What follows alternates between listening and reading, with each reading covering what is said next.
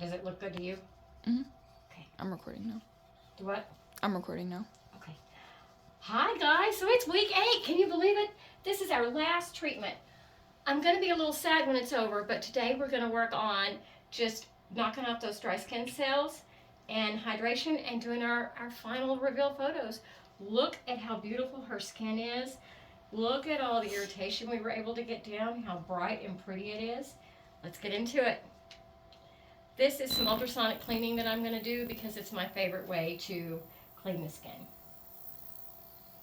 So we're just going to kind of go through here like this. And what I love about this thing is you can move pretty quickly. You don't have to take your time. This doesn't have to be 20 minutes. This can be 5 minutes. This can be 10 minutes. But look at all the stuff it gets out of the skin without irritating the skin.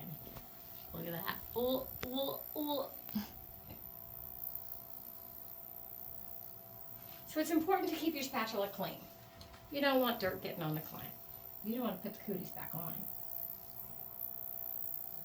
This is one of the modalities that she's been using at home to just help keep her skin hydrated because she has a rare form of PCOS in the fact that her skin is dry and flaky instead of oily and full of pustules.